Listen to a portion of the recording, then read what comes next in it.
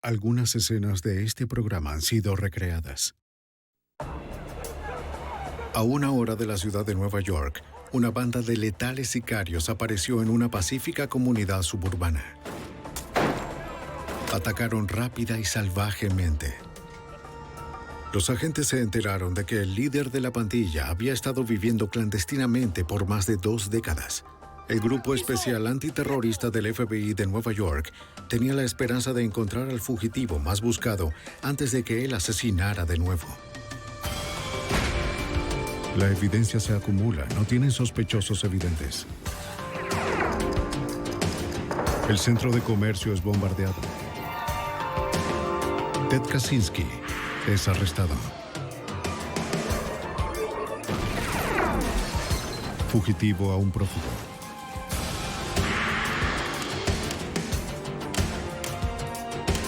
Los archivos del FBI.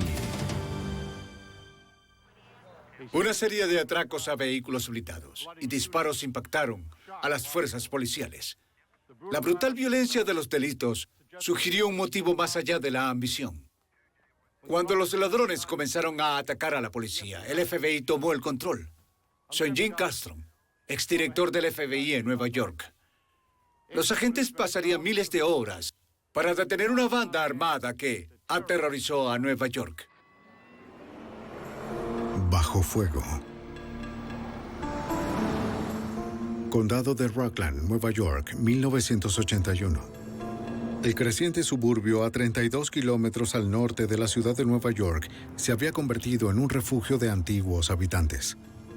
Muchos abandonaron la urbe en busca de vecindarios más seguros y económicos para sus familias. Preferían espacios más abiertos y de menos criminalidad. El pueblo de Nanuet era un pueblo común y atraía a muchos a su nuevo centro comercial. A las 3:10 de la tarde del 20 de octubre de 1981, un camión blindado de la compañía Brinks hizo un recorrido regular programado por un minorista. Un guardia permanecía en el camión mientras otro vigilaba las puertas. Un tercero regresó con dinero en efectivo y facturas.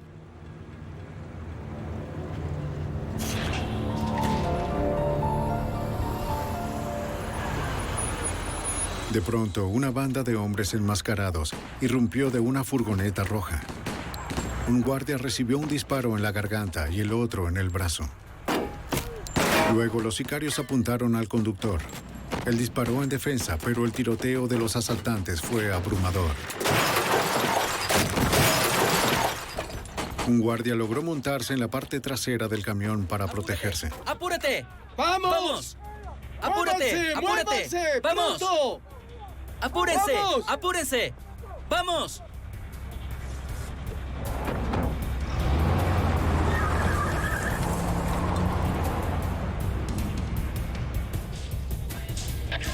Tyler, vámonos. El jefe de la policía, Allen Calsey, del departamento de South Nyack, Grandview, estaba a 8 kilómetros cuando recibió la llamada.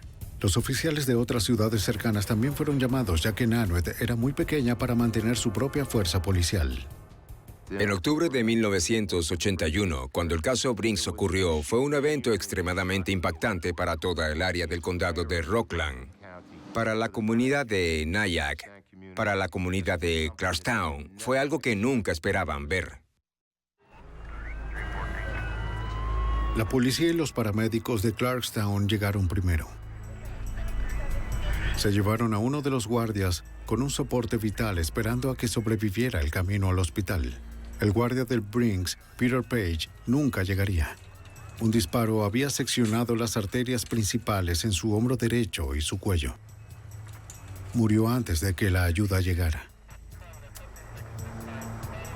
El conductor ileso dijo que los sicarios llevaban máscaras. Creía que eran hombres negros. Y huyeron en una furgoneta roja.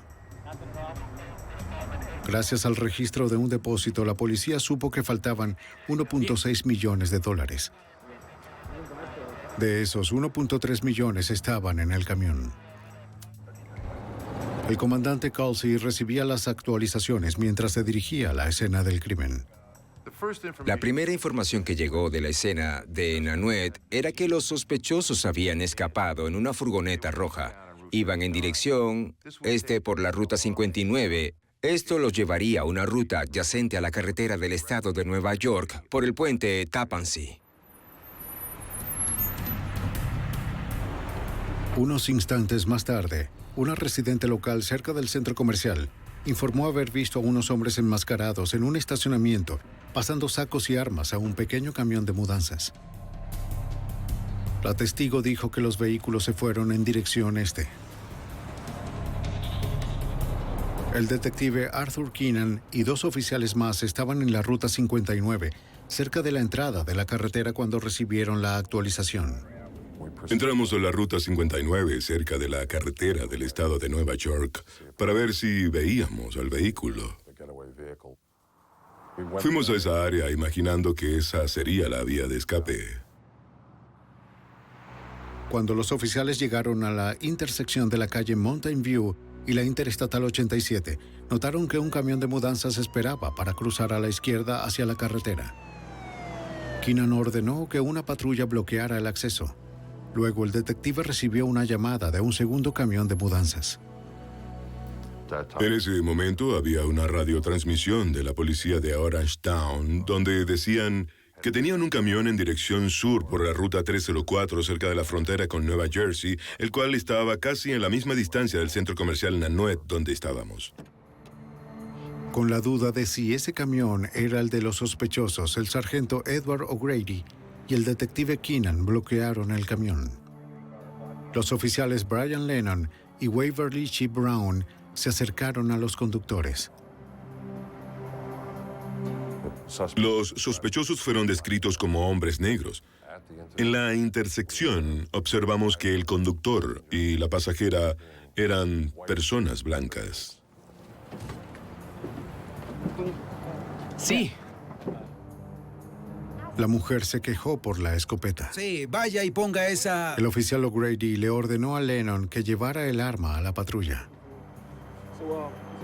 Creyeron que habían detenido al camión equivocado. Boulevard hacia el oeste.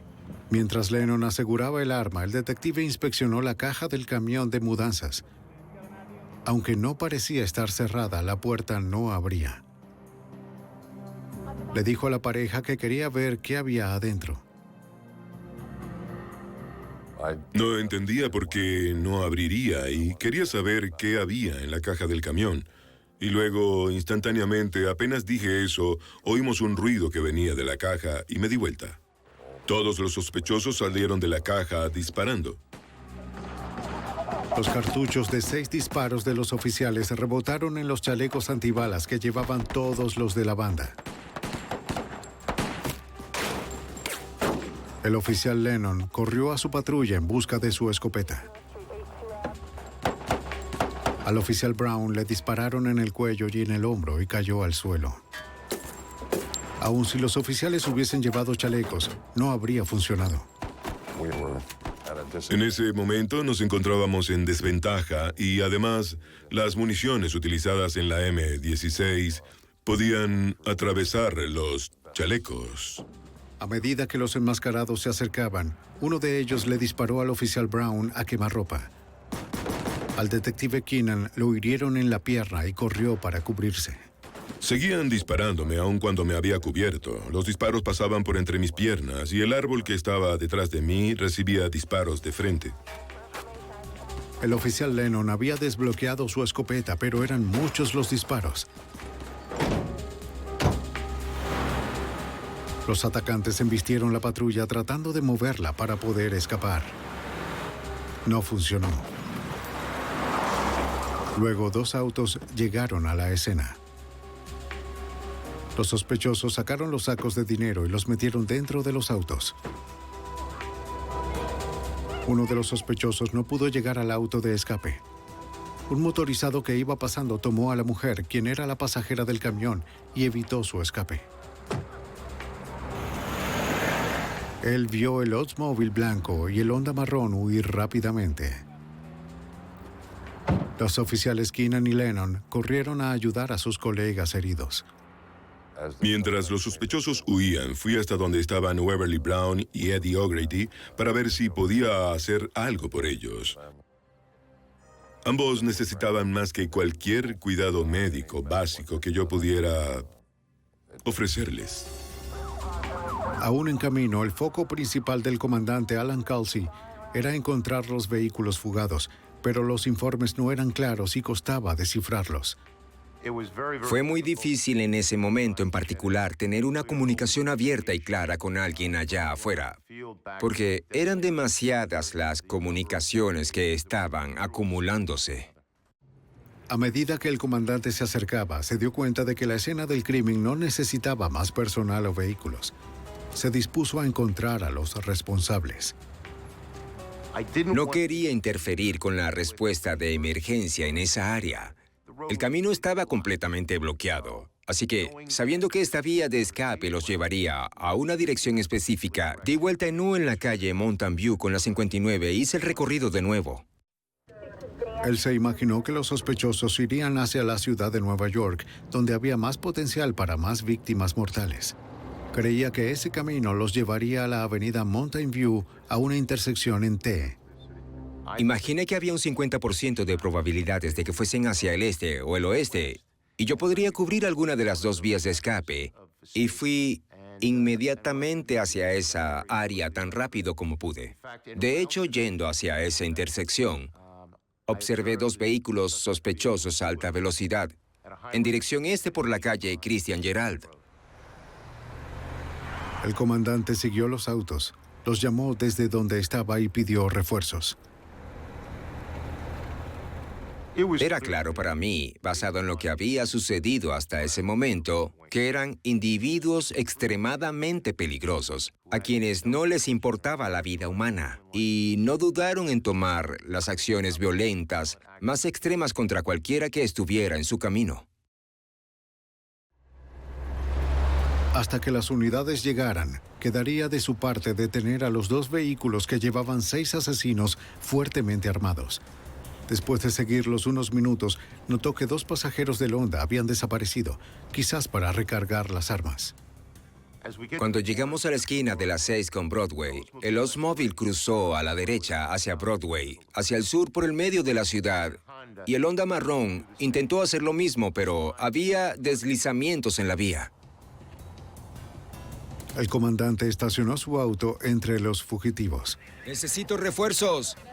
Sacó su arma y siguió pidiendo refuerzos, con la intención de que su voz fuese escuchada entre tantas llamadas simultáneas. Seguí ordenándoles a los sospechosos que salieran del vehículo. Hubo un periodo de varios segundos en los que nada pasó. Y luego las puertas se abrieron y veo a una mujer poner sus pies sobre el suelo, pero seguía sentada en el asiento delantero del auto. ¡Voltéate! ¡Déjame! El comandante repitió sus órdenes para que salieran del vehículo con las manos arriba. La mujer empezó a buscar detrás del asiento, quizás un arma. ¡Ya, voltéate, ahora! ¡Vamos! Luego el copiloto caminó hacia el oficial y llevaba un chaleco antibalas. ¡Voltéate, voltéate! A pesar de mis repetidas órdenes, uno de los sospechosos venía caminando hacia mí. La mujer estaba intentando alcanzar algo, lo cual asumí inmediatamente que se trataba de un arma. El comandante estaba solo y ninguno de los sospechosos obedecía sus órdenes. Él volvió a hacer un llamado desesperado por refuerzos. ¡Conductor! ¡Conductor! El 20 de octubre de 1981, el jefe de la policía de Nyack, Nueva York, detuvo uno de los autos fugitivos lleno de sospechosos de un robo a un vehículo blindado que había dejado un saldo de 3 muertos y 2 heridos. ¡Hazlo ya! Mientras pedía refuerzos, uno de los sospechosos buscaba algo detrás de su asiento y el otro se acercaba al comandante utilizando un chaleco antibalas. Necesito refuerzos. Estaba solo y ninguno de los sospechosos obedecía sus órdenes. Cuando hacía un último llamado, los refuerzos llegaron. Tenemos. Tengo a 2, tengo a 1 en el asiento trasero. Al piso, mirando al piso, brazos abiertos. ¡Oiga! Tírate al piso, baja la cabeza. Aseguraron la escena y sacaron a un tercer sospechoso del asiento trasero. Vamos. La policía creía que había sido un centinela para los otros dos, pero estaba herido y tiró su arma cuando el auto fugitivo perdió el control. La policía revisó el auto. En el maletero encontraron sacos con más de $1 millón. Debajo del asiento delantero encontraron una pistola 9 milímetros cargada, el arma que la mujer tanto buscaba.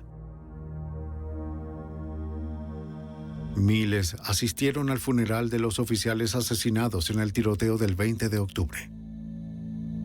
La comunidad entera compartió la tristeza del detective Arthur Keenan por la pérdida de sus colegas. La muerte de mis dos amigos, Brown y O'Grady, definitivamente afectó mi vida. Cuando estás en una pequeña comunidad, en un pequeño departamento de policías como ese, compartes en cada boda, en cada bautizo, cada barbacoa y cosas por el estilo, se convierten en una segunda familia. Así que fue muy devastador para mí perder dos buenos amigos.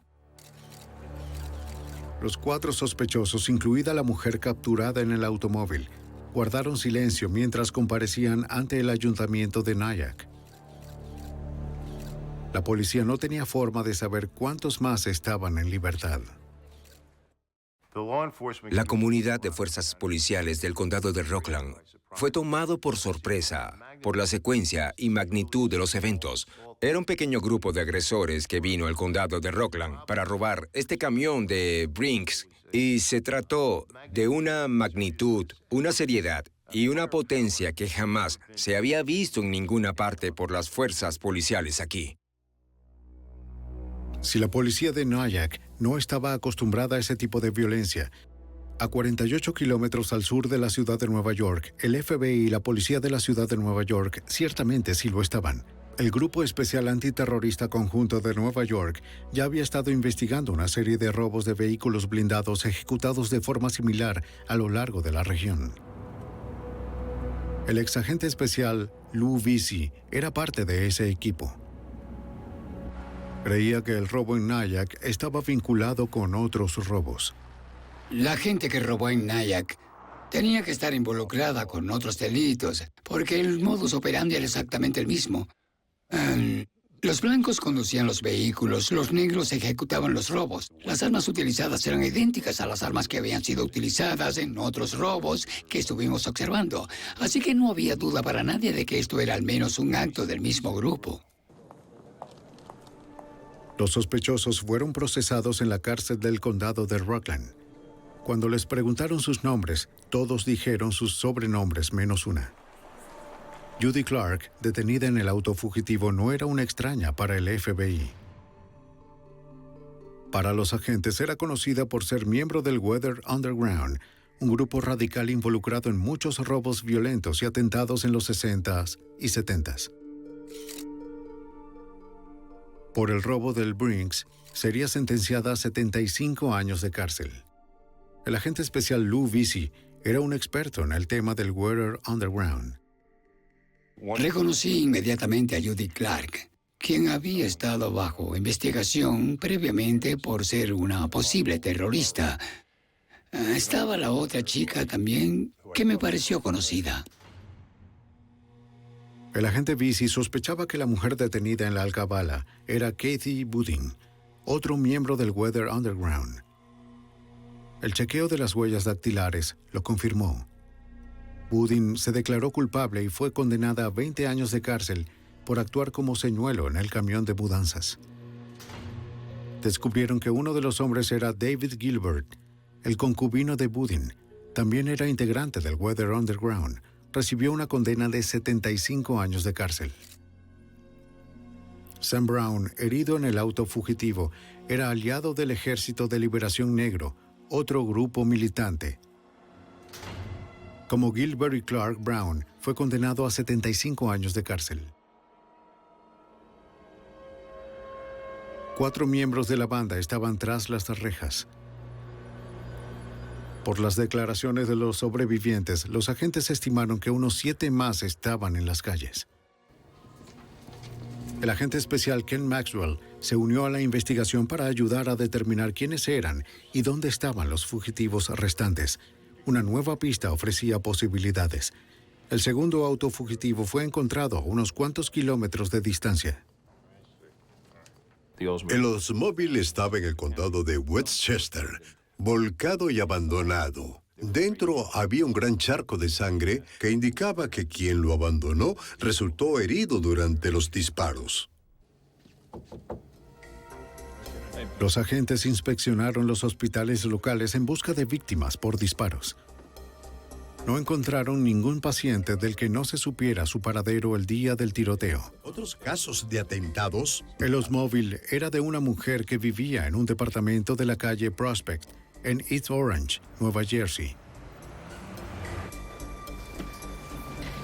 Sospechaban que los fugitivos armados se habían refugiado allí.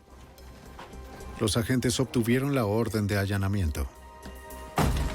FBI, orden de allanamiento. No encontraron a nadie y comenzaron a revisar el departamento. La ubicación en East Orange, Nueva Jersey, fue un tesoro de pruebas escondido. Era lo que comúnmente llamamos escondite. Dentro de ese escondite, la Policía Estatal de Nueva Jersey y el FBI hallaron una cantidad enorme de pruebas documentales indicando otros escondites, otros vehículos utilizados por estos sujetos y también fotografías y otras formas de identificación que empezaron a revelar el misterio de quién estaba involucrado. Los investigadores descubrieron un nombre clave en los recibos de alquiler. Se trataba del nombre legal de la arrendataria, Marilyn Jean Buck. El FBI conocía su nombre y su historia. Era una conocida operante del Ejército de Liberación Negro y su única miembro blanca. Marilyn Buck tenía una larga historia de involucramiento con políticos radicales. Al momento del robo era una fugitiva que había estado clandestina y que era solicitada por cargos con armas. ¿Qué es eso? Los agentes también encontraron un manual de fabricación de bombas, diagramas de 6 comisarías y una lista negra con los nombres de líderes civiles y comerciales. También hallaron más identificaciones falsas, disfraces, una escopeta, 2 pistolas 9 milímetros y municiones. Un libro de contabilidad con notas detalles hechas a mano por Marilyn Buck revelaron las actividades ilícitas del grupo. En él enumeraba fechas y gastos de alquileres de autos, armas, municiones y drogas ilegales. Mientras los investigadores examinaban las pruebas, comenzaron a encontrar un problema que los atormentaría a lo largo de este complejo caso, según el agente Lou Visey. Creo que la verdadera dificultad era la gran cantidad de información y pruebas. Muchas pruebas de diversas escenas del crimen. Los individuos que siempre usaban sobrenombres, identificación falsa, tenían escondites. Tenías que descifrar quién era quién. Esta era la misma persona, pero con nombre diferente, aunque con la misma descripción física, pero en otro escondite. Era un rompecabezas gigantes y algunas veces parecía que no tenías todas las piezas. Los agentes aún no sabían quién estaba involucrado, dónde estaban o por qué lo hicieron. Señor Brown, Para obtener respuestas, el FBI tuvo que utilizar un testigo cooperante. Buscaron a Sam Brown en la cárcel de Otisville, el atacante detenido después de la captura del auto. Era un cómplice de bajo nivel del Ejército de Liberación Negro. Brown cooperaba con la esperanza de que le redujeran la condena. Sam Brown fue el único que decidió hablar con los investigadores y realmente fue un gran comienzo. Él fue el que nos dio los nombres y estos fueron el punto de partida de la investigación para conocer el resto. Así que era importante. El nombre más valioso que Brown suministró fue el del genio detrás del robo armado, Matulu Shakur.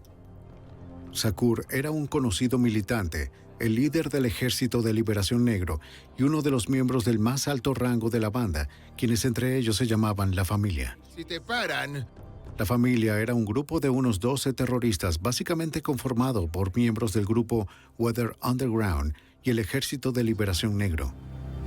Su asociación formal era noticia para el agente Maxwell. Sabíamos de investigaciones anteriores que estos grupos se habían comunicado, que tenían algunos objetivos y metas en común.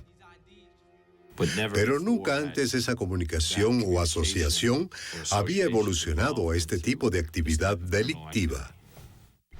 Muy bien, escucha, Sam. Brown les dijo que la familia se reunió varias veces para planificar el robo de Nyack.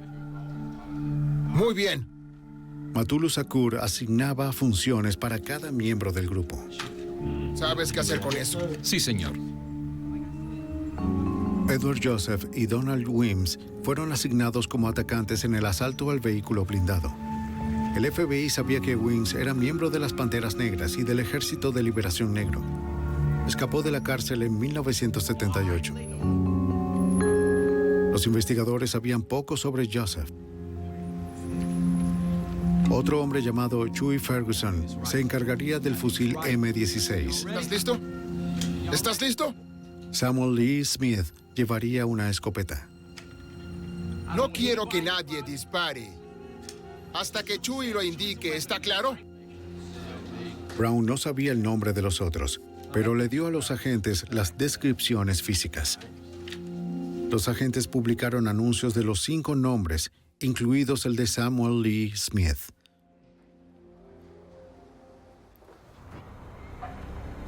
En Queens, los detectives de homicidios iban camino a la última dirección conocida de Smith. En un escondite habían encontrado una placa bajo su nombre. Cuando uno de los detectives conducía por la calle de Smith, pasó un conductor que encajaba con la descripción del sospechoso. El detective llamó por una unidad identificada para detenerlo. Cuando el hombre escuchó la sirena, huyó.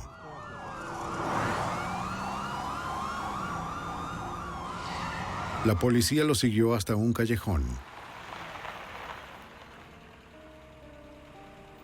Ponga las manos en la ventana. ¡Salga del auto! Use su mano izquierda para abrir la puerta. ¡Vamos! Salga del vehículo. Mantenga las manos donde pueda. Por tercera vez, como en muchos otros días, un miembro armado de la familia le disparó a oficiales uniformados.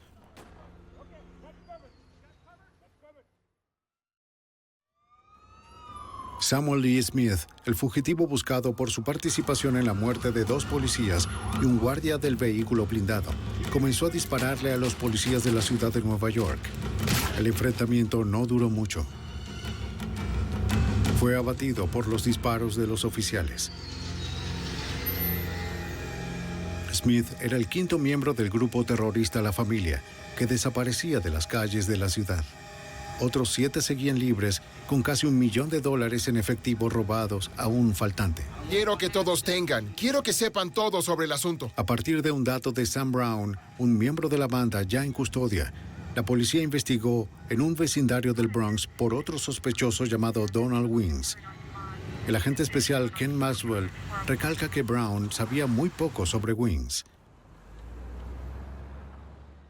Brown nos había dado una descripción general de un vecindario en el Bronx donde había conocido a este individuo que encajaba con la descripción de Wims. Mi compañero y yo, después de un proceso de eliminación y un montón de trabajo preliminar, identificamos un edificio que podía ser el lugar del que Brown hablaba. Los detectives inspeccionaron el vecindario con la esperanza de que alguien conociera a Wims y revelara su dirección. Tuvieron suerte. Un vecino llevó a la policía hasta su departamento. Les dijo que Wims estaba arriba en ese momento. Los detectives pidieron refuerzos. Como cada encuentro con estos terroristas terminaba en disparos, se prepararon para lo peor. Rápidamente entraron al edificio con una orden y un equipo SWAT.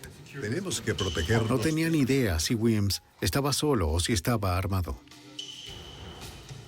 Hubo mucha ansiedad en la espera, pero finalmente apareció y se rindió en el pasillo. En su departamento, sin embargo, encontramos varias armas, una máscara antigás, un chaleco antibalas y suficientes municiones para emprender una batalla con un pequeño ejército. Weems era el único miembro de la familia que se encontraba ahí. Fue acusado con cargos federales y declarado culpable de robo y asesinato en segundo grado. Fue condenado a 75 años de cárcel. Aunque 6 miembros de la familia ya estaban bajo custodia, el líder del grupo, Matulu Shakur, seguía en las calles. Una vez más, el informante cooperante Sam Brown les proporcionó una pista a los agentes. Él creía que Matulu Shakur podía ser hallado en Harlem, en la clínica de acupuntura que Shakur había fundado. El FBI y la policía de la ciudad de Nueva York fijaron vigilancia 24 horas en la clínica. Utilizamos agentes y detectives de diferentes orígenes étnicos para poder mezclarnos lo mejor posible en ciertos vecindarios. Sabíamos por la experiencia y también por el reconocimiento de la inteligencia y versatilidad de este grupo que teníamos que ser particularmente discretos en la vigilancia de estos individuos. Los agentes vigilaron y escucharon durante meses. Aunque Shakur nunca apareció, notaron que otros entraban y salían con frecuencia. Los agentes creían que eventualmente ellos los llevarían hasta Shakur.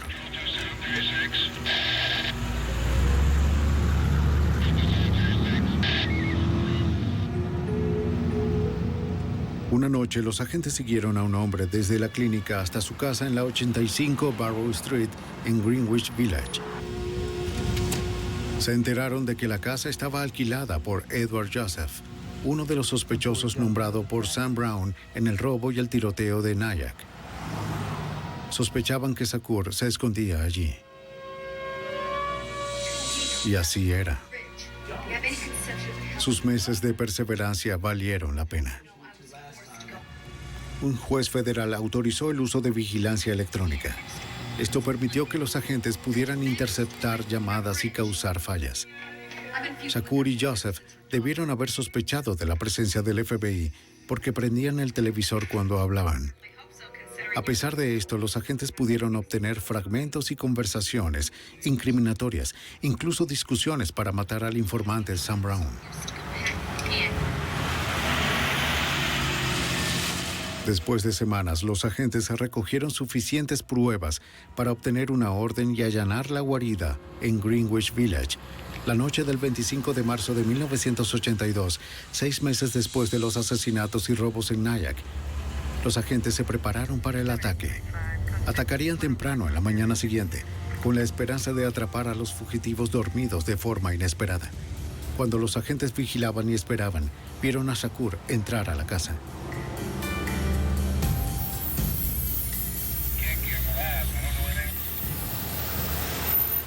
Al amanecer, 2 equipos SWAT llegaron. Un equipo entró por la puerta frontal y el otro cubrió la salida de emergencia trasera. ¡Despejado! Detuvieron a 2 hombres, Chuy Ferguson y Edward Joseph, ambos participantes del ataque de Nyack. Manos atrás. Su líder, Matulu Shakur, no estaba por ninguna parte. De alguna manera había escapado durante la noche pasando la vigilancia.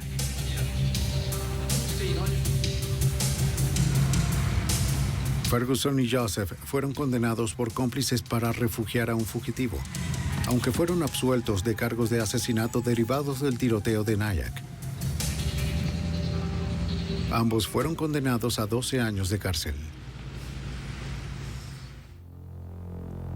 El 23 de julio de 1982, casi un año después del asesinato de 2 oficiales y un guardia en el robo del Brinks, Matulu Shakur fue añadido a la lista de los 10 más buscados del FBI. Encontrar al líder de la banda responsable de 3 asesinatos a sangre fría ahora se convertiría en una prioridad para cada oficina del FBI en todo el país. ¡Vamos! ¡Rápido! ¡Rápido! Casi un año después del robo del Brinks y un tiroteo con la policía, los agentes del FBI de todo el país continuaron la búsqueda de la mente maestra detrás del robo del $1.000.000. Matulu Shakur, líder del grupo terrorista llamado La Familia, había sido añadido a la lista de los 10 fugitivos más buscados del FBI. Shakur y al menos otros 3 seguían en libertad. En el verano de 1982, un agente de la ciudad de Nueva York viajó a Georgia para entrevistar a un miembro de la familia que había sido detenido por otro robo a un banco. Tyrone Rison ofreció su colaboración a cambio de una condena menos severa del estado de Georgia. Aunque afirmó que no estuvo presente en el robo del vehículo blindado en Nyack, Nueva York, confesó haber ayudado a planificar el trabajo que dejó a 2 policías y al guardia del Brinks sin vida. Rison suministró información crucial sobre otros miembros de la familia. Rison no era solo un miembro de la familia, era un miembro muy importante. Había estado involucrado en todos los robos. Él sabía quiénes eran de la familia. Él sabía los nombres y también sabía cómo funcionaba la familia. Así que podía describir el modus operandi, los robos que hicieron, las armas que usaron, quién hizo qué. Nuestros miradores, más o menos. Rison le dijo a la gente cómo los miembros pudieron obtener tantos nombres. El prisionero explicó que una gerente de una tienda de ropa para niños en Manhattan era clave para obtener las identificaciones falsas. La gerente recogía la información de las licencias cada vez que un cliente pagaba con cheque. Ya que el estado de Nueva York no exigía una foto a principios de los 80, un impostor solicitaba la información del Departamento de Vehículos Motorizados, alegando que había perdido su licencia.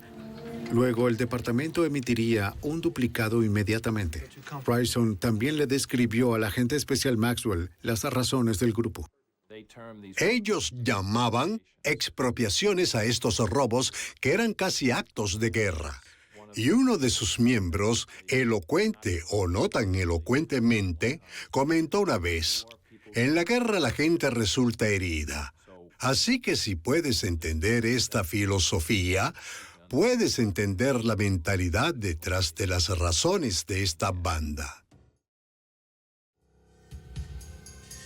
La información de Rison ayudó a los agentes a entender más sobre los trabajos internos de la banda. Pero para el otoño de 1984, 3 años después del robo del Brinks y del asesinato triple, 3 fugitivos aún eludían al FBI, incluido el líder Matulu Shakur, Marilyn Beck y Susan Rosenberg. A pesar de esto, el tiempo estuvo a favor del FBI. Cuanto más corrían los fugitivos, más posibilidades había de que se equivocaran. El 29 de noviembre de 1984, la policía local recibió una llamada de un gerente en un depósito de Cherry Hill, Nueva Jersey. Él reportó a un cliente en las instalaciones que había pagado su cuenta con una tarjeta de crédito reportada como robada. Los oficiales llegaron y abordaron a la mujer que ya se iba. En la parte trasera de la furgoneta observaron contenedores que parecían llevar explosivos. La policía le pidió su identificación. Cuando ella fue a buscar su cartera debajo del asiento, los cautelosos oficiales la detuvieron. Querían que mantuviera sus manos en un lugar visible. Dentro de su cartera encontraron un arma. La pusieron bajo arresto. Cuando la revisaron, la policía supo que se trataba de Susan Rosenberg, miembro de la familia solicitada por el robo del Brinks y el tiroteo. Los investigadores consiguieron una orden judicial para la furgoneta. Dentro de las cajas habían 290 kilos de explosivos y 14 armas. La furgoneta estaba registrada en el estado de Nueva York a nombre de una mujer llamada Louise Harman. Los agentes descubrieron que su nombre y dirección habían sido falsificados. Hay una etiqueta allí. Cuando los técnicos forenses revisaban el vehículo de Rosenberg, vieron una etiqueta en la puerta de un taller de reparación en Connecticut. Los agentes localizaron el taller de reparación New Haven, donde estuvo el vehículo. Esperaban que el propietario recordara quiénes le llevaron la furgoneta. Le mostraron varias fotos de las mujeres que estaban vinculadas a la familia. El hombre identificó a Marlene Jane Back, una de las dos fugitivas del robo del Brinks y el tiroteo. Si bien Back no usó su verdadero nombre en los papeles del vehículo, había registrado una dirección en Dobbs Ferry, Nueva York, en la factura del taller. Los agentes siguieron la pista. Concluyeron que Back estaba en Dobbs Ferry y fijaron vigilancia, pero los eludió durante meses.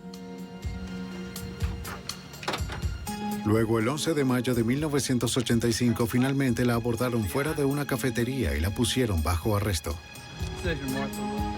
Back negó conocer a Matulu Shakur o tener vínculos con el robo del Brinks y el tiroteo 4 años atrás. Dentro del bolso. Manos atrás.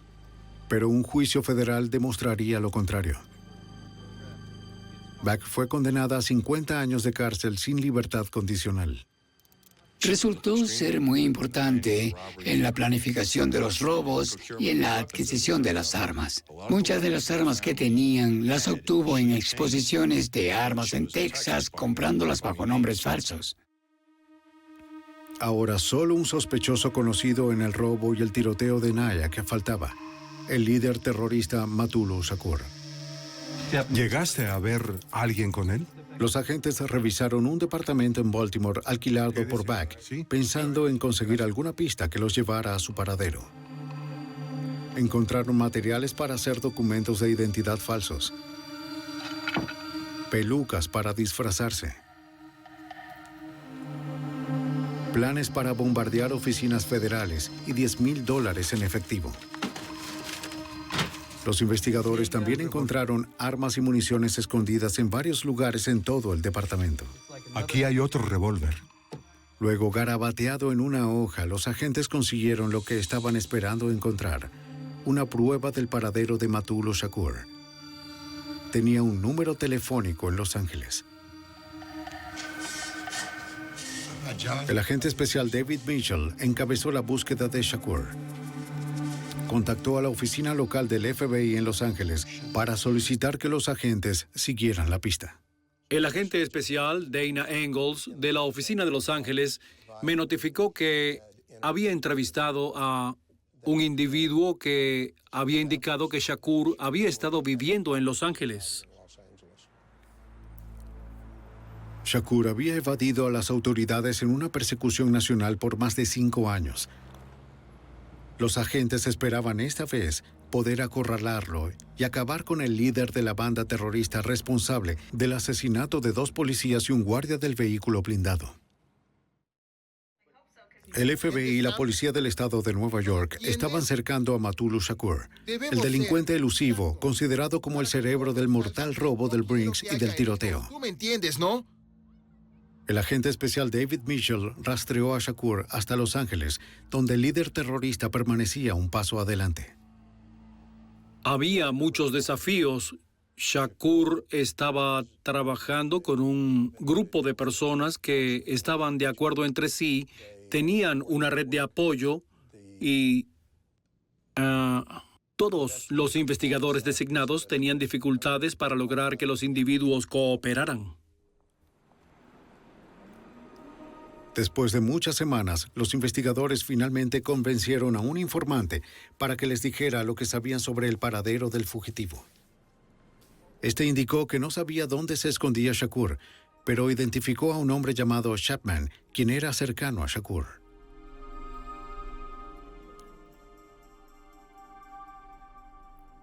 Durante unas 6 semanas, los agentes vigilaron por vía terrestre y aérea a Chapman y a otros cómplices de Shakur, pero este seguía eludiendo a las autoridades. Shakur llevaba una vida de muy bajo perfil en Los Ángeles, al menos según lo que pudimos determinar.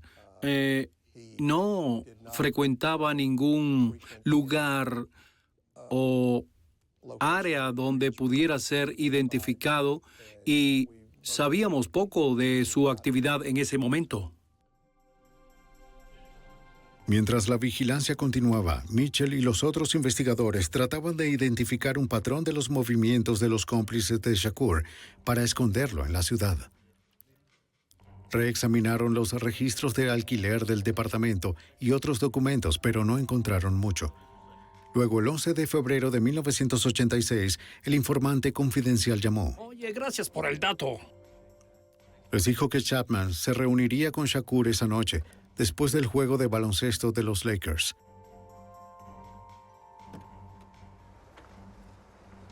Los investigadores ubicaron su auto y esperaron a que saliera del juego.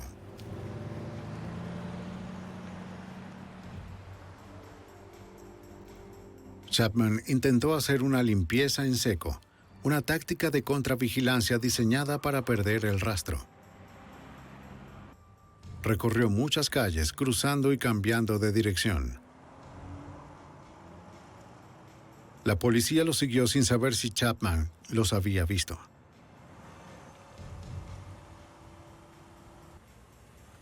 Cuando Chapman llegó a su destino, el equipo de Mitchell se estacionó cerca.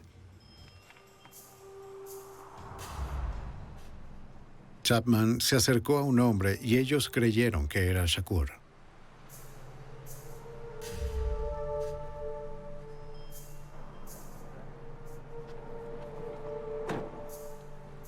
Dos oficiales se acercaron a donde los hombres hablaban, cuidadosos de no llamar la atención. Cuando Shakur los vio, salió corriendo.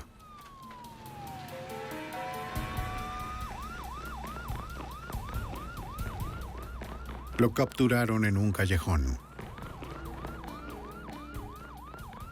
La detención de este violento revolucionario cerró 5 años de persecución nacional. ¡Cabeza! ¡Ambas! Cuando lo detuvimos, para los oficiales y agentes involucrados, ya era tarde y Shakur se veía cansado. Fue trasladado a la oficina del FBI de Los Ángeles, donde el agente Engels y yo intentamos entrevistarlo. Shakur se negó a darnos cualquier declaración durante esta entrevista y luego fue trasladado a la ciudad de Nueva York para enfrentar cargos. En la primavera de 1986, Shakur fue imputado con cargos federales por el robo del Brinks y el tiroteo. Fue condenado a 60 años de cárcel sin libertad condicional.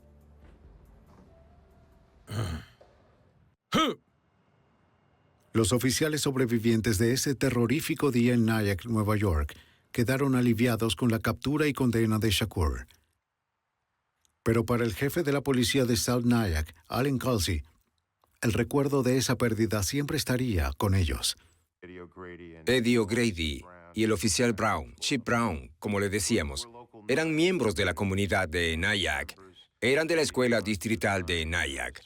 Trabajaban en esto antes que yo y, de hecho, de alguna forma me trajeron y me introdujeron en la comunidad.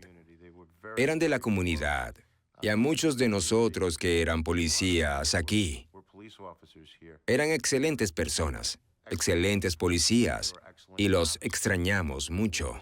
Seguro estoy de eso. En Nyack, Nueva York, se erigió un monumento para conmemorar a los oficiales caídos. Los colegas sobrevivientes han encontrado consuelo sabiendo que las lecciones aprendidas del tiroteo de Nyack trajeron una vida segura tanto para los ciudadanos como para los oficiales en las calles. No digamos que murieron en vano, pero que su último sacrificio identificó un problema nacional. Creo que sus sacrificios y sus trágicas muertes ciertamente develaron una red nacional de terroristas internos, hasta ahora desconocida, y, en esencia, evitó la pérdida de vidas de otros. En California, los detectives investigaron un horrible asesinato. El sospechoso huyó, pero lo atraparon en Arizona. Su confinamiento no duró mucho. Escapó y desapareció en el Gran Cañón, robando y secuestrando turistas a su paso. Para detener al evasivo asesino, agentes del FBI y oficiales locales unieron sus fuerzas en una peligrosa cacería. La evidencia se acumula, no tienen sospechosos evidentes. El centro de comercio es bombardeado. Ted Kaczynski es arrestado. Fugitivo a un prófugo.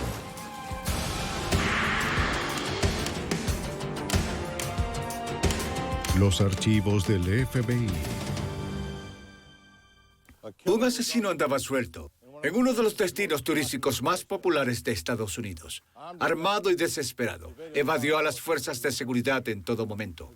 A medida que se acercaba el fin de semana del 4 de julio, miles de personas se convirtieron en objetivos. Soy Jim Castro, exdirector del FBI en Nueva York. Los agentes usaron cualquier medio necesario para rastrear al asesino antes de que volviera a atacar. Cacería. En la madrugada del 20 de septiembre de 1990, un hombre pescaba en el río Burnt Scott, cerca de Stockton, California. Sintió un tirón y arrastró algo pesado.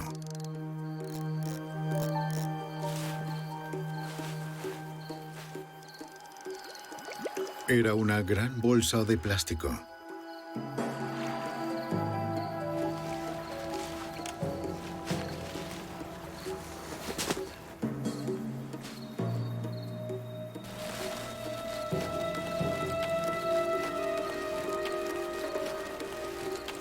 Adentro había una pierna humana.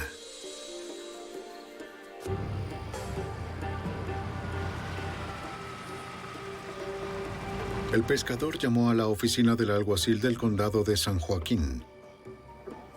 ¿Encontró algo más? Los agentes respondieron a la escena inmediatamente. Confirmaron el reporte de los restos humanos y no pudieron encontrar ninguna pista sobre la identidad de la víctima. Los agentes llamaron al detective de homicidios sargento Armando Mayoya, quien se encargaría de la investigación. La búsqueda de otras pruebas y partes del cuerpo en el río continuó durante la noche y parte de la mañana siguiente. Pudimos llevar una unidad de botes al río junto con una búsqueda en las orillas por parte de los detectives. Al amanecer, los oficiales recorrían el río.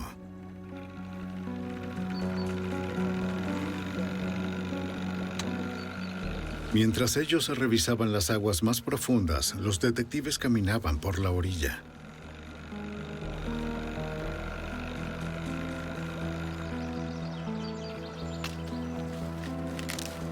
No pasó mucho tiempo antes de que descubrieran otra bolsa de plástico.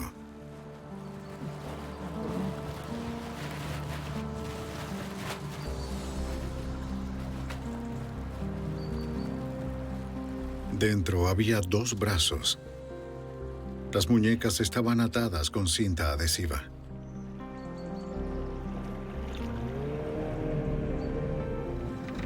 Lento, lento.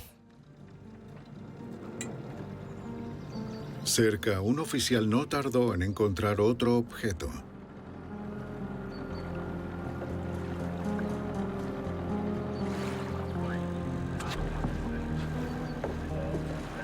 Era un torso humano envuelto en una sábana.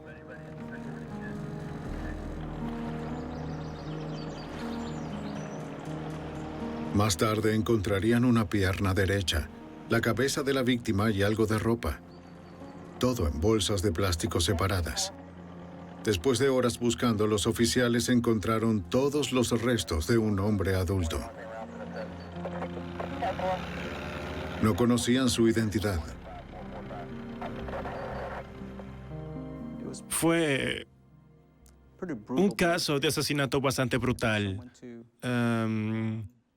Que alguien se tomara el tiempo para desmembrar a una persona y para transportarla en diferentes bolsas y deshacerse del cuerpo sin importarle nada, es muy insensible y frío. En la morgue, un forense examinó los restos. Determinó que a la víctima la habían desmembrado con un cuchillo de sierra. Tomaría más tiempo determinar la causa de muerte real o si el hombre estaba vivo cuando fue desmembrado. Los detectives registraron la ropa y encontraron una billetera que contenía una licencia de conducir de California. Pertenecía a Sam Lee McCulloch, de 40 años, de Stockton. Los registros policiales mostraban que McCulloch tenía un registro de arrestos. Sus huellas dactilares confirmaron su identidad. Después de informar a la familia, se obtuvo permiso para revisar su casa. Una vez que la víctima fue identificada y obtuvimos un nombre y un lugar donde vivía, fuimos a la dirección de la víctima. Vivía en el bloque 5200 de East Mariposa Road en Stockton del Sur. Planearon encontrarse con la novia de Sam McCulloch en su casa. ¿Quién desaparecido? Sí, él. Ella había reportado la desaparición de McCulloch temprano ese día. Como no la había llamado en varios días, ella revisó la casa de McCulloch y vio que el lugar estaba desordenado. Faltaban muchas cosas, entre ellas su Jeep Cherokee blanca. También le robaron el... También faltaban 2 escopetas, un revólver y una pistola semiautomática de 9 milímetros. Gracias, señora.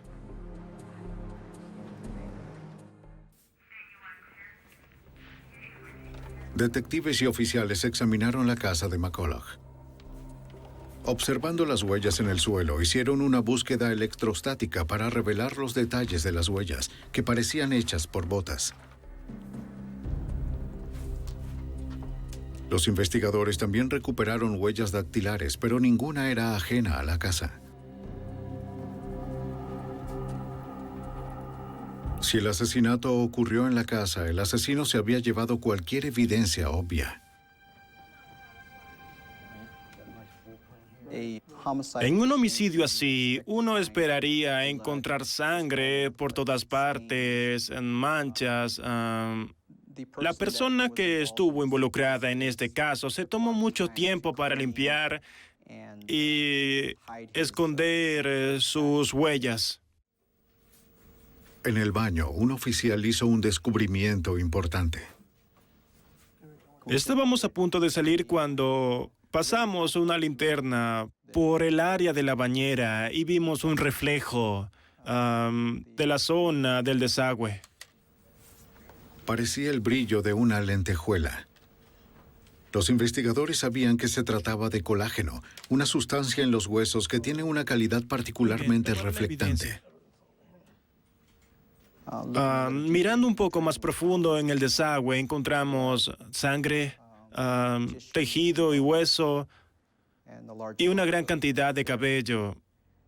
Y en base a eso, había una gran probabilidad en ese momento de que la víctima hubiera sido desmembrada en la bañera de la residencia. Sigue por aquí. Acércate. Toma un poco. Las pruebas de laboratorio más tarde harían coincidir la sangre y el cabello con los de Sam McCulloch.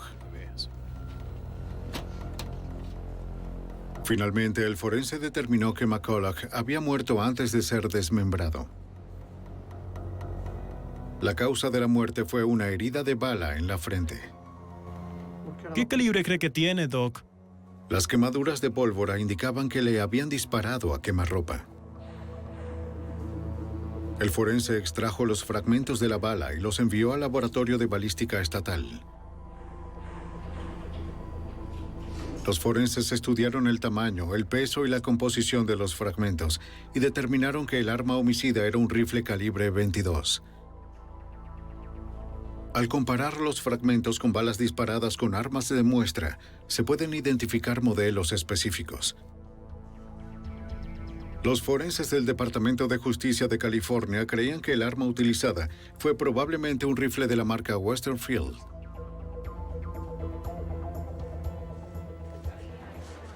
Los detectives encontraron documentos con los números de serie de la Jeep de McCulloch y sus armas, y los ingresaron en el Centro Nacional de Información Criminal, o NCIC, una base de datos nacional que utilizan las agencias de seguridad para rastrear criminales, personas desaparecidas y bienes robados. Si los objetos aparecieran en algún lugar, se notificaría a los detectives de San Joaquín.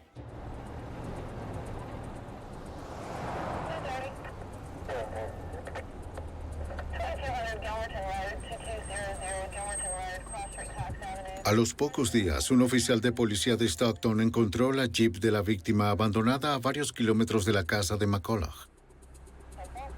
Sin embargo, un examen no dio pistas adicionales.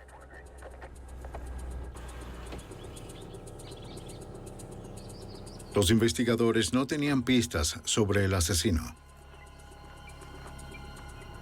Revisaron el vecindario de McCulloch con la esperanza de encontrar un testigo. ¿Puedo ayudarlo? Nadie reportó ver o escuchar nada fuera de lo común. ¿Sabes si él tenía algún problema? Pero un vecino reportó que a McCulloch lo habían robado hacía 2 años. El reporte de la policía confirmó esta historia. Al hacer una búsqueda por nombre, descubrimos un informe que indicaba que el sospechoso era Stephen Hording. En ese caso, Stephen, aparentemente, según la víctima, le había robado con una pistola. Fue la primera pista sólida. Stephen Hording no estaba en la última dirección conocida, así que los detectives localizaron a su hermano mayor, quien era un oficial de policía del campus en una universidad cercana. Le dijo a los detectives que Stephen era uno de sus 5 hermanos y que era especialmente cercano a uno de ellos, Danny Ray Hording. Stephen y Danny pasaban mucho tiempo juntos.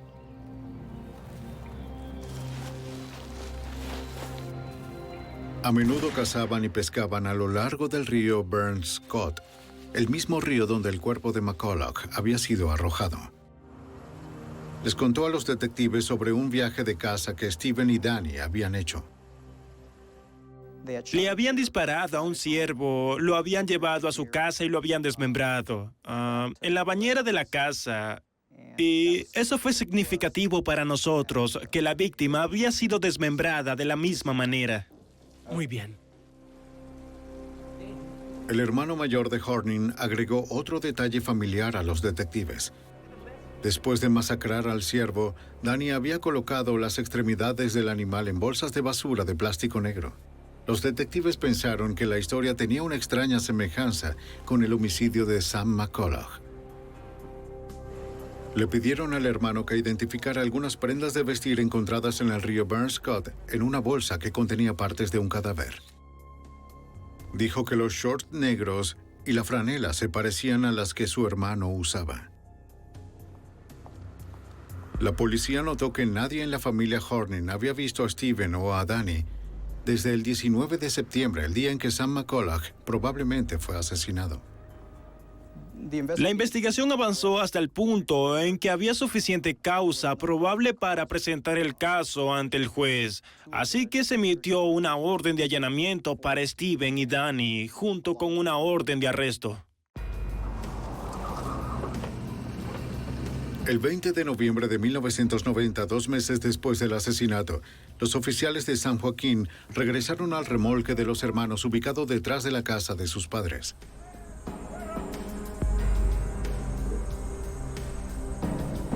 No había nadie adentro, así que los detectives registraron los alrededores. Tú ve por ahí. Nosotros iremos por aquí.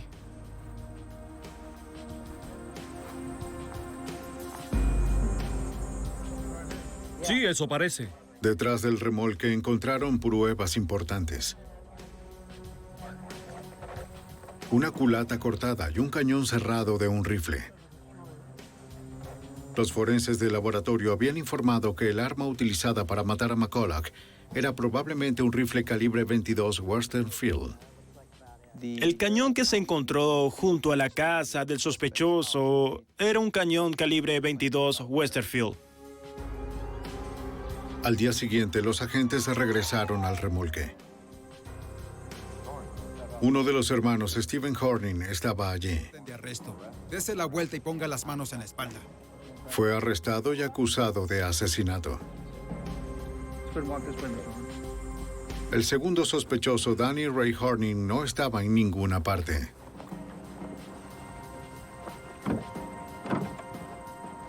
Baje la cabeza.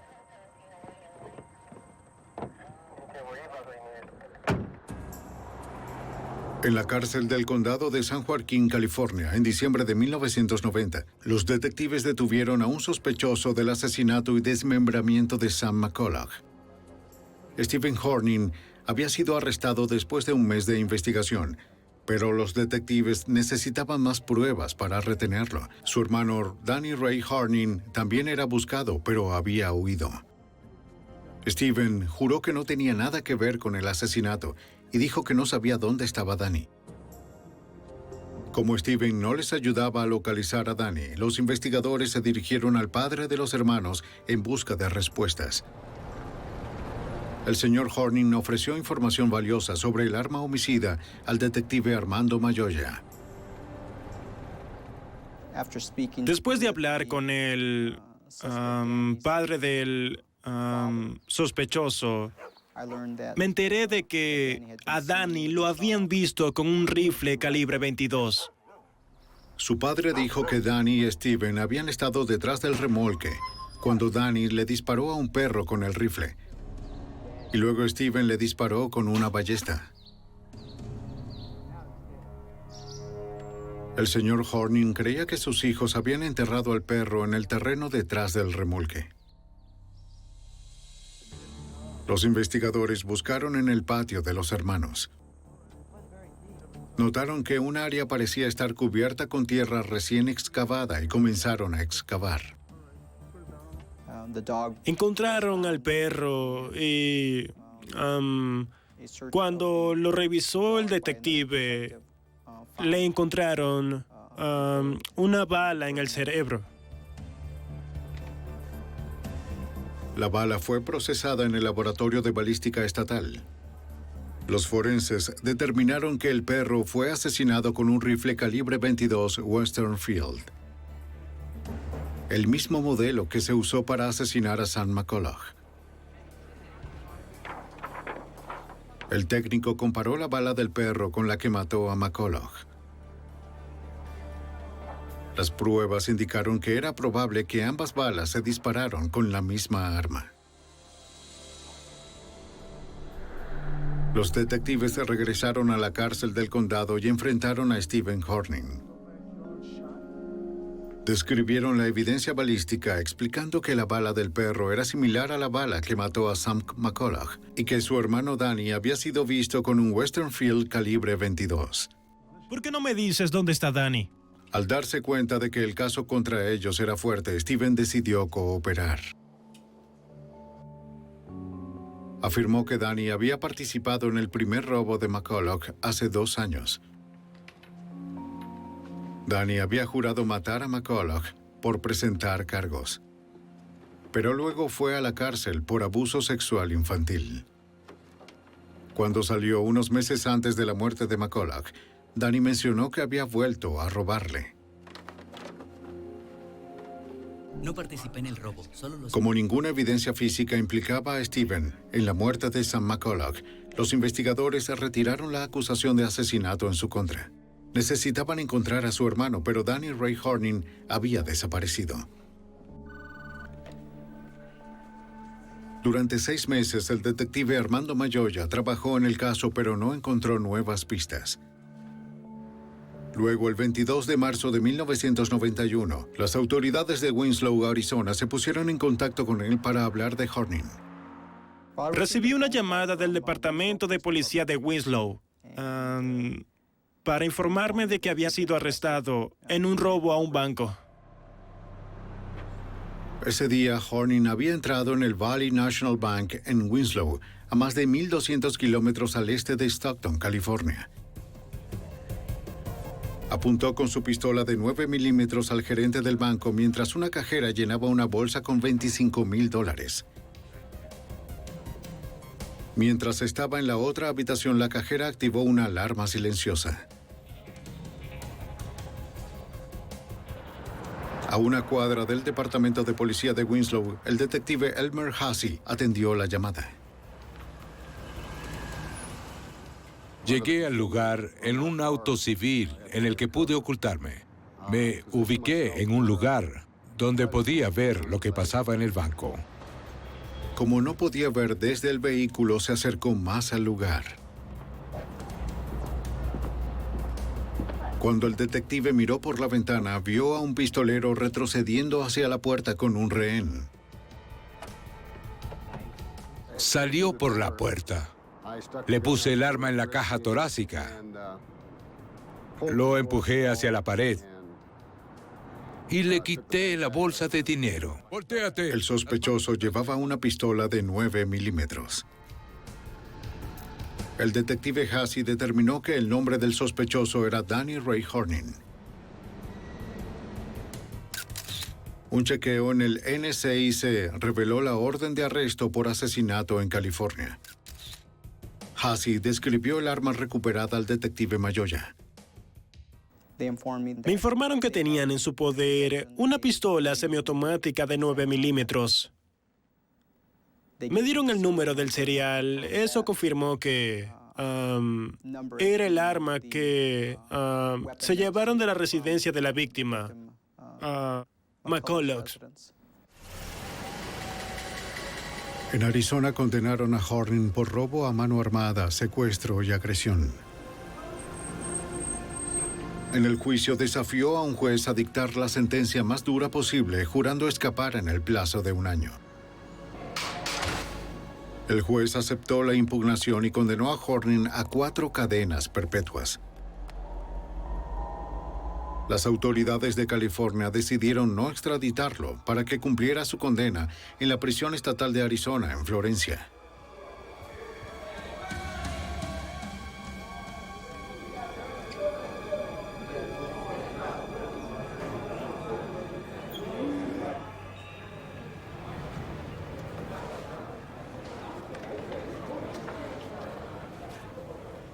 El 12 de mayo de 1992, los funcionarios de prisiones que hacían el recuento de las 4 de la tarde descubrieron que el prisionero número 85897 no estaba en su celda. La prisión fue cerrada y registrada a fondo. Pero Danny Ray Horning no estaba en ninguna parte. El delincuente convicto y presunto asesino se había escapado. El 12 de mayo de 1992, frente a la prisión estatal de Arizona en Florencia, comenzó una cacería masiva tras el fugitivo Danny Ray Horning, que había estado cumpliendo 4 cadenas perpetuas. Horning también era sospechoso de un horrible desmembramiento en California. El rastreador de fugitivos del Departamento Correccional de Arizona, Doug Shuster, ayudó a organizar la búsqueda. Tenemos muchos rastreadores expertos, perros, vehículos, todo el equipo. El plan era rastrearlo y detenerlo. Planeábamos tomar un sendero, seguirlo con perros, caballos y hombres hasta localizarlo. Los equipos de las fuerzas de seguridad de las agencias locales, estatales y federales respondieron fuera de la prisión. Pero Horning había desaparecido de la zona. Mientras los equipos ampliaban el radio de búsqueda, Shuster regresó a la prisión para tratar de averiguar cómo el asesino logró escapar. Funcionarios de la prisión se pusieron en contacto con el FBI para ayudar en la investigación. Las autoridades primero revisaron los registros de Horning. El prisionero había sido alojado en la unidad central, la zona más segura de la prisión. No había evidencia de un túnel o de muros rotos.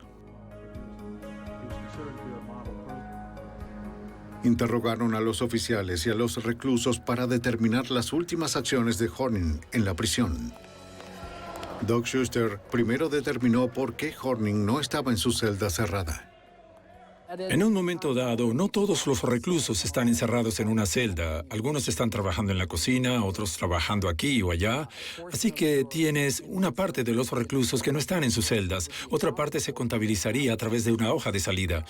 El personal veía a alguien y decía, estos 4 internos están en la cocina trabajando, por eso no estaban en su celda durante el conteo. Los investigadores se enteraron de que a Horning se le había asignado un trabajo de conserjería, que incluía la limpieza de la enfermería. Esto le dio acceso a los uniformes médicos. Bueno, pudo obtener la bata blanca de la unidad médica ubicada dentro de la prisión y pudo conseguir un par de pantalones blancos de los trabajadores de la cocina. Los investigadores creían que Horning cambió su uniforme de prisión por la bata de laboratorio, los pantalones blancos y una identificación de empleado falsificada. Creyeron que simplemente salió de la prisión y se adentró unos pocos kilómetros en la ciudad de Florencia. Los investigadores revisaron el expediente de Horning para tratar de determinar a dónde podría ir. Un posible destino era California, donde tenía familia y contactos. El otro fue Winslow, Arizona, donde había prometido vengarse de los policías y agentes del FBI que lo habían enviado a prisión. El agente especial Kit Tolhurst, de la oficina del FBI en Phoenix, se unió a la investigación. ¿Van a salir con ellos? ¿Van a llevar perros de búsqueda? Trabajaría en colaboración con el Departamento Correccional para detener a Horning antes de que volviera a atacar. Los informantes en la prisión dijeron que creían que iba a robar más bancos y luego ir a Winslow para tratar de matar a la gente de la sucursal del Valley National Bank que robó o a los agentes, así que creímos que iría en esa dirección. El agente examinó los objetos que quedaban en la celda de Horning. Los enviarían a criminólogos de la Academia del FBI en Quantico, Virginia. Comenzamos a trabajar con nuestra unidad de ciencias del comportamiento también para ver si podían hacerle un perfil y así averiguar si es el tipo de persona que llevaría a cabo sus amenazas. Y básicamente concluimos que sí sería capaz de llevar a cabo ese tipo de amenazas. Si Horning estaba dispuesto a matar a agentes del FBI, nadie estaría a salvo. La primera pista sólida en la casa de Horning llegó 3 días después de su fuga. El 15 de mayo, los oficiales del alguacil del condado de Pinal respondieron a una llamada desde una hacienda a 24 kilómetros al oeste de la prisión. El dueño dijo que habían robado la casa.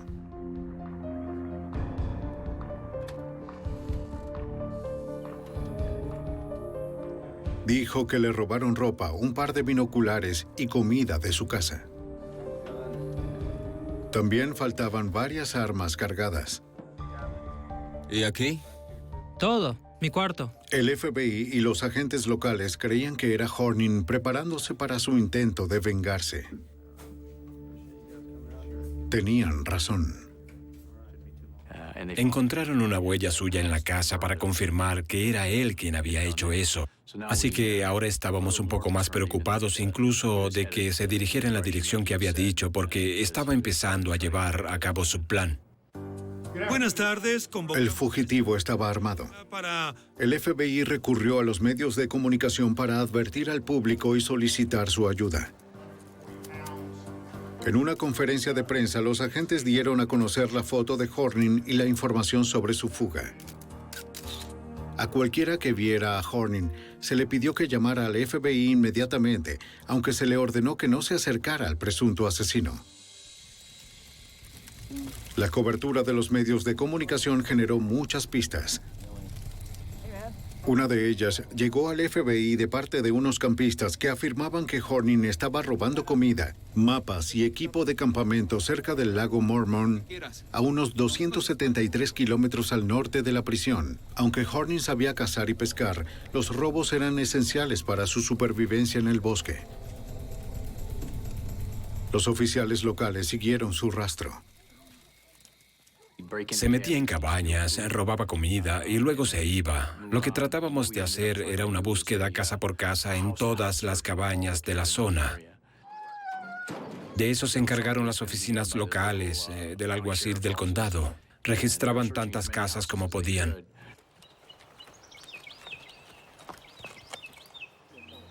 Horning se estaba acercando al Parque Nacional del Gran Cañón. Comenzaba la temporada turística de verano, lo que significaba que miles de personas estarían en peligro. Tenían que encontrarlo antes de que alguien saliera herido. Basándose en el rastro de Horning hacia el norte, los equipos de búsqueda de fugitivos del Departamento Correccional de Arizona y los departamentos del alguacil centraron su búsqueda en el condado de Coconino. Fue una tarea muy grande. El condado de Coconino posee más de 18,000 acres de bosques y terreno difícil. La cobertura perfecta para un fugitivo. Fuimos a las montañas, a la zona del lago Mormón. Había árboles, montañas, rocas, colinas, helicópteros, una gran cantidad de movilización, radios, perros, caballos, remolques. Fue algo masivo.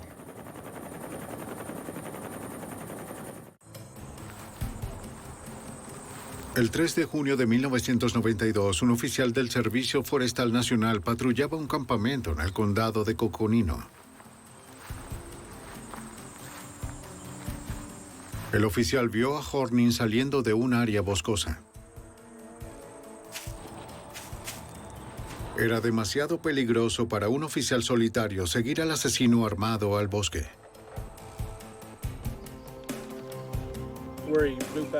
Cuando llegaron los refuerzos, Danny Ray Horning había desaparecido una vez más.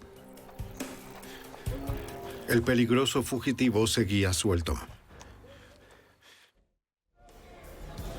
En el verano de 1992, Danny Ray Horning escapó de la prisión de Florencia, Arizona, después de cumplir solo 9 meses de 4 cadenas perpetuas. El FBI creía que el presunto asesino se dirigía hacia el norte, hacia Winslow, Arizona, para vengarse de los agentes que lo habían encerrado. El 11 de junio, los agentes respondieron al reporte de un robo de una cabaña cerca del pueblo de Pine, a medio camino entre la prisión y Winslow. Esta vez Horning robó una camioneta y trató de que lo vieran como una celebridad prófuga, según el agente especial del FBI, Kid Tolhurst. Más armas fueron robadas de allí. Y ahí es donde dejó una nota que decía: "Gracias por los artículos, Danny Ray". Estaba tratando de dar a conocer el nombre de su héroe popular, supongo. Cuando la noticia llegó a los medios, a los investigadores les preocupaba que el público no entendiera lo peligroso que era Horning. Ellos sabían que había descuartizado a un hombre en California. Ahora Horning tenía un vehículo, estaba armado y estaba cerca del Parque Nacional del Gran Cañón, mientras decenas de miles de turistas comenzaban sus vacaciones.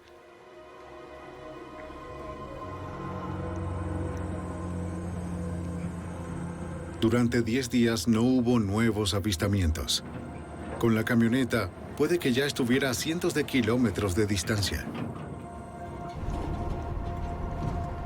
Luego, el 21 de junio, un oficial del Departamento de Seguridad Pública descubrió la camioneta robada a 80 kilómetros al norte de Pine. Danny Ray Horning iba conduciendo. El oficial llamó por refuerzos.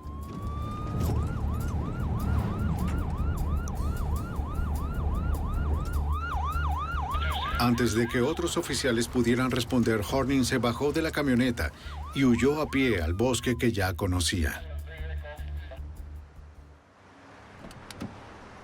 Los agentes del FBI respondieron inmediatamente. En la camioneta encontraron otra nota firmada por Horning.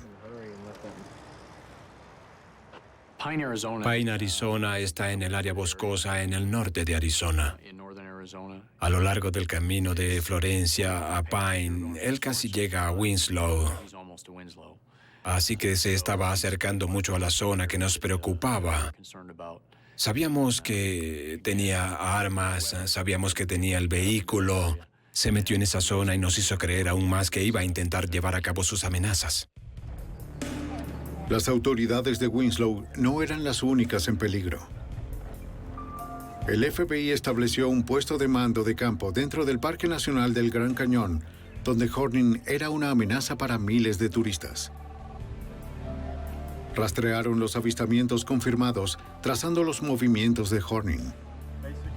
Los agentes coordinaron la respuesta a cada avistamiento y transmitieron la información entre las distintas agencias de seguridad involucradas.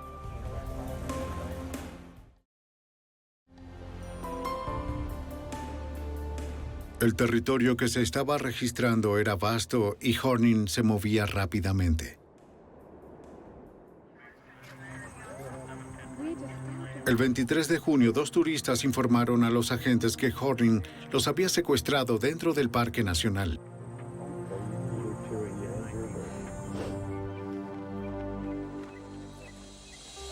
La pareja dijo que estaban en un estacionamiento el día anterior cuando Horning los apuntó y se apoderó de su auto. Exigió que lo llevaran al borde del cañón. ¡Conduce! ¡No te preocupes! ¡Cállate! Se registró en una habitación del hotel y obligó a sus cautivos a entrar. Ustedes dos, silencio. Su arma les impidió pedir ayuda. ¿Entienden? La pareja temía que pudiera dispararles en cualquier momento. Necesito que liberen. Horning grabó un mensaje para las autoridades. Pidió que suspendieran su búsqueda.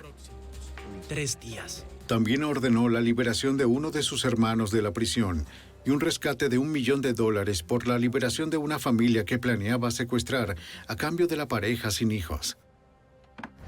Al día siguiente, Horning obligó a la pareja a llevarlo a una tienda donde compró equipo de campamento, ropa nueva y comida. Pero antes de que encontrara una familia con hijos que secuestrar, un oficial del servicio forestal lo reconoció y comenzó a seguir el auto. ¡Vamos, vamos! ¡Muévete! Horning le disparó al oficial, por lo que tuvo que reducir la velocidad.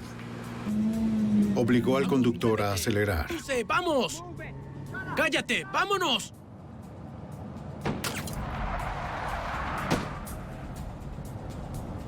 Cuando se alejó un poco, Horning ordenó que detuvieran el auto. ¡Quietos! ¡Quietos! Se bajó y huyó a pie. Luego de dispararle a un oficial de la ley, quedó claro que Horning estaba desesperado y se volvía más peligroso. Sabíamos que juró no ser capturado vivo. Estaba en una venganza contra el FBI y el Valley National Bank. Y había estado en un tiroteo con el servicio forestal. Así que fuimos muy cautelosos al entrar en el bosque. No podíamos correr tras él a su velocidad. Por esa razón, ganó algo de tiempo. Fue algo aterrador. Deberían atraparlo. La pareja secuestrada proporcionó a los agentes información sobre la nueva ropa y el plan de Horning.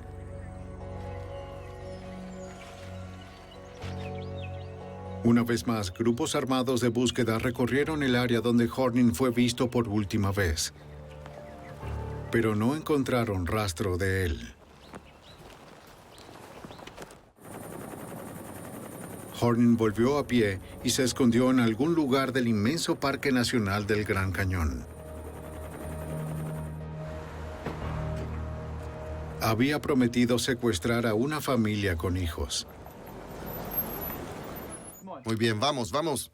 Para detenerlo, el FBI trajo a equipo de rescate de rehenes, conocido como el HRT.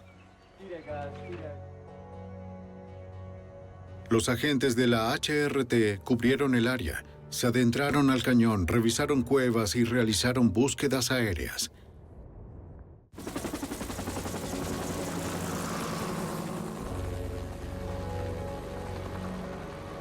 Tenían que encontrar al sospechoso antes de que tuviera la oportunidad de volver a matar.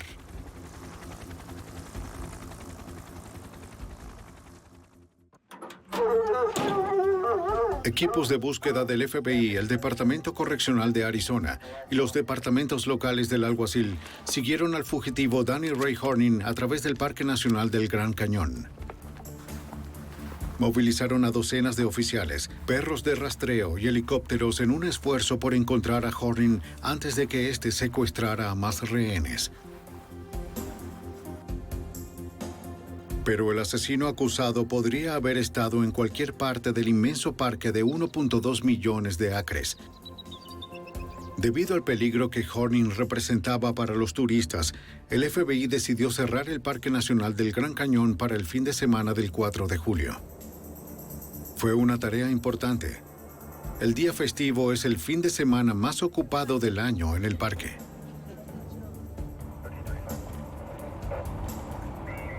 También fue la primera vez en los 73 años de historia del parque que fue cerrado debido a una amenaza criminal. Pero Horning era lo suficientemente peligroso como para justificar la acción extrema, según el agente especial del FBI, Keith Tolhurst. Se estaba moviendo dentro del cañón y no podíamos controlarlo porque había demasiada gente en el cañón, así que íbamos a intentar que todo el mundo pasara por los controles de carretera para encontrarlo. A los nuevos visitantes se les negó el acceso y a los que ya estaban en el parque se les pidió irse.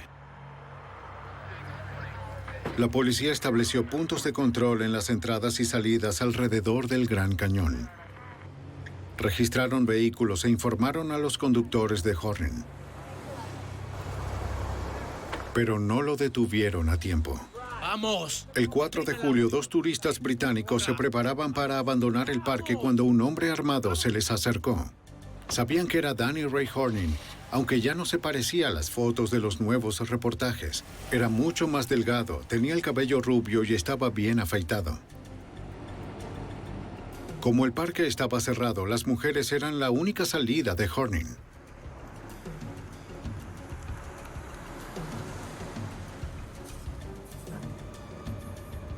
En un punto de control, un guardabosques detuvo el auto y habló con los 3 que estaban adentro.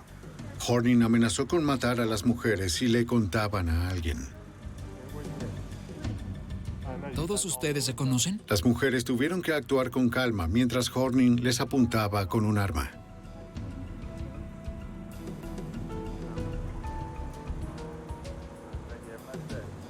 El oficial no reconoció al rubio Horning y los dejó pasar.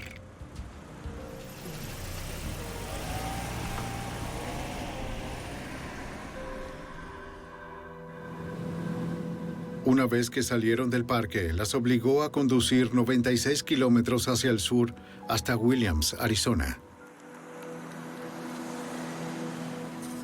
Cuando estaban lejos de la policía y del Gran Cañón, Horning les ordenó que detuvieran el auto. No se muevan.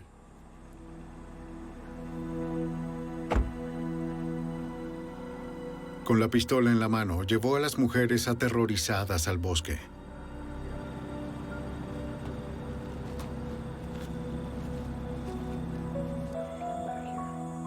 Ellas creían que Horning las ejecutaría allí.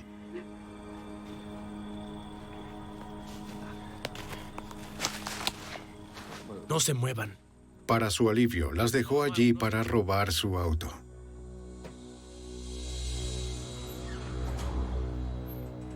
Las mujeres lograron liberarse y corrieron a una tienda. Una empleada llamó a las autoridades y le dijeron que había un oficial cerca. Las mujeres estaban aterrorizadas, pero estaban ilesas. Señoras, ¿están bien? Proporcionaron a la policía información actualizada sobre Horning, como su nueva imagen y su vehículo de escape. Pusimos una descripción del auto que les había robado a las mujeres, y un oficial del Departamento de Seguridad vio ese auto yendo del Gran Cañón hacia Phoenix.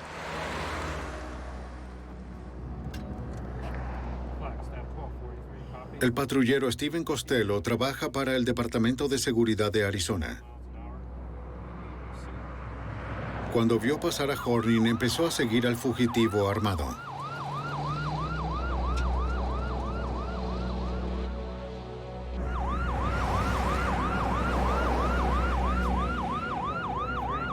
En poco tiempo se convirtió en algo más que una persecución en auto.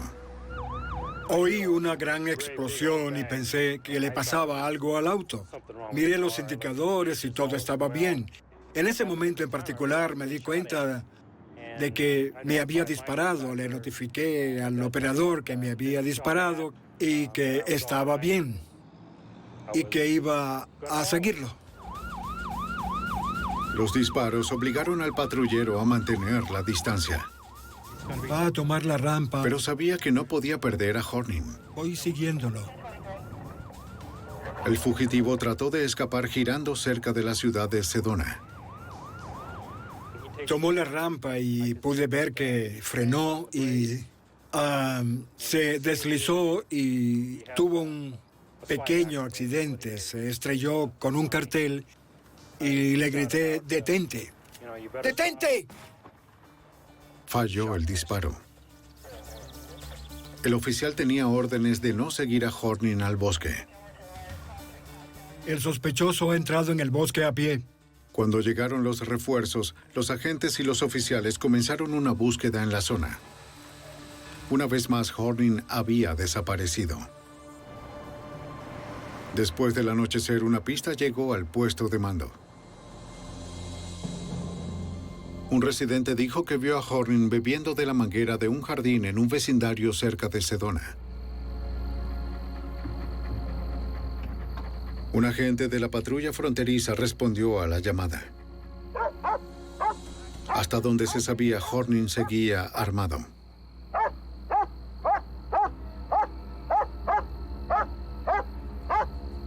Esta vez no disparó.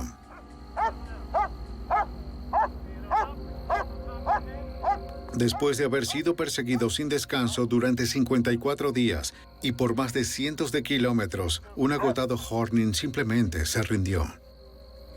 Date la vuelta lentamente.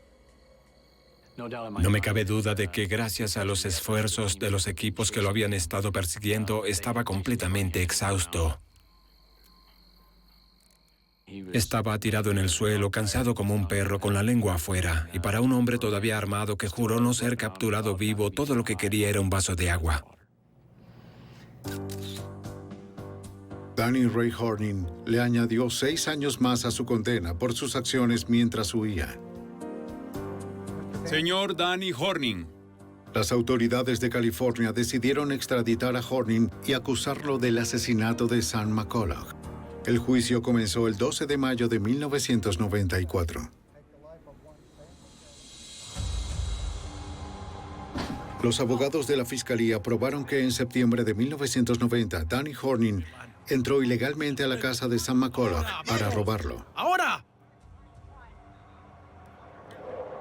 Horning estaba molesto porque McCulloch había presentado cargos después del robo. Ató a McCulloch y lo dejó indefenso. Horning estaba usando su rifle Westernfield calibre 22, el mismo con el que los testigos lo habían visto matar a un perro antes. Horning le disparó a quemarropa a Sam McCulloch.